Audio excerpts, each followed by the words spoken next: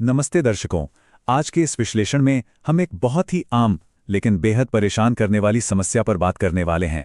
वो ये कि जब हमारे पब्लिक इंफॉर्मेशन ऑफिसर्स यानी लोक सूचना अधिकारी आरटीआई याचिकाओं को पूरी तरह नज़रअंदाज कर देते हैं या समय सीमा खत्म होने के बाद भी कोई जवाब ही नहीं देते। चलिए देखते हैं कि जब ऐसी नौबत आ जाए तो कानून एक आम नागरिक को अपने अधिकार वापस पाने के लिए कितनी ताकत देता है। तो इस चर्चा में हम क्या क्या कवर करने वाले हैं। सबसे पहले आरटीआई की समय सीमाएं, जानकारी देने से इनकार का असली कानूनी मतलब, फर्स्ट अपील का प्रोसेस, उसके बाद सेकंड अपील और आयोग की भूमिका, और अंत में गैर जिम्मेदार अधिकारियों पर लगने वाला भारी भरकम जुर्माना।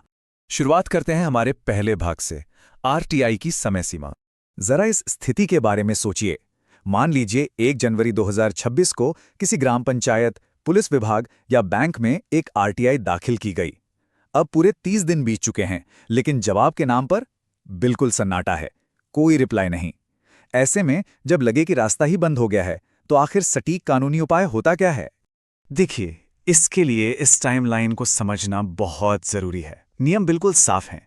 सेक्शन 7(1) कहता है कि सामान्य स्थिति में 30 दिन के अंदर जवाब आना ही चाहिए। लेकिन एक बहुत बड़ा अपवाद है। अगर मांगी गई जानकारी किसी की जिंदगी या आज़ादी यानी लाइफ एंड लिबर्टी से जुड़ी है, तो ये मोहलत सिर्फ 48 घंटे की होती है। और अगर फिर भी बात ना बने, तो अगली सीढ़ी है सेकंड अपील, जिसके लिए पूरे 90 दिन का समय होता है। ये 3 समय सीमाएं ही असल में सबसे बड़ा हथियार हैं। अब आते हैं दूसरे भाग पर, जब जानकारी देने से ही मना कर दिया जाए। पता है कानून इस सरकारी चुप्पी को क्या कहता है? इसे कहते हैं डीम्ड रिफ्यूजल। मतलब आरटीआई एक्ट की धारा 7(2) साफ कहती है कि अगर 30 दिन की लिमिट के अंदर जानकारी नहीं मिली, तो कानून मान लेता है कि उन्होंने जानबूझकर जानकारी देने से इनकार कर दिया है। भाई, ये कोई मामूली प्रशासनिक देरी नहीं है, ये कानूनी रूप से एक इनकार है, और यहीं से अगला आधिकारिक कदम उठाने का रास्ता खुल जाता है। तो चलिए बढ़ते हैं तीसरे भाग की तरफ, प्रथम अपील प्रक्रिया। अब जब ये डीम्ड रिफ्यूजल हो ही गया है, तो हार नहीं माननी है।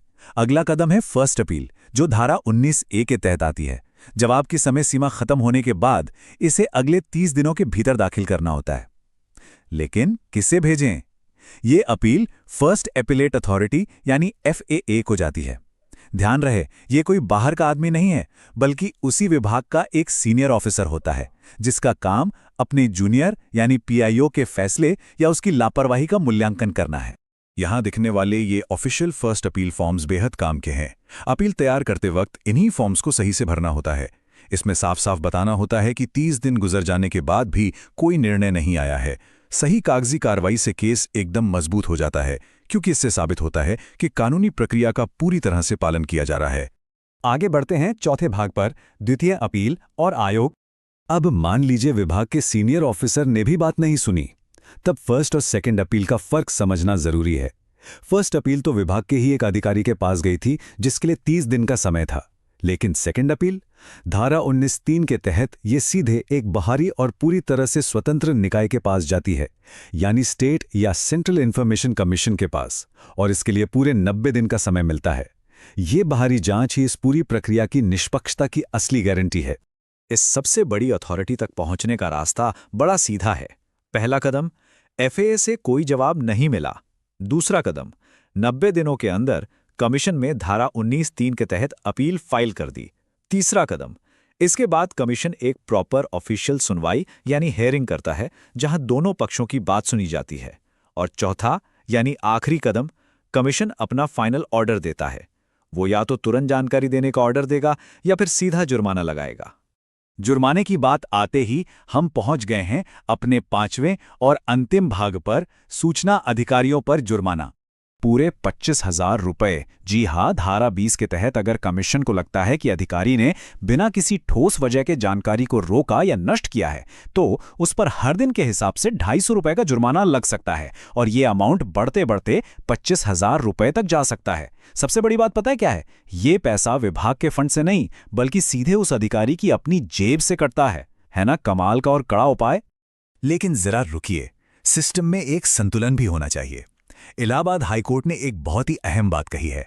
कोर्ट का कहना है कि सिर्फ स्टाफ की कमी या काम के भारी दबाव जैसी प्रशासनिक देरी पर तुरंत जुर्माना नहीं ठोका जा सकता।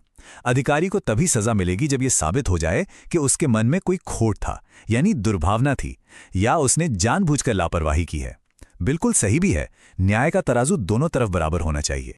तो इस पूरे विश्लेषण का निचोड़ क्या है?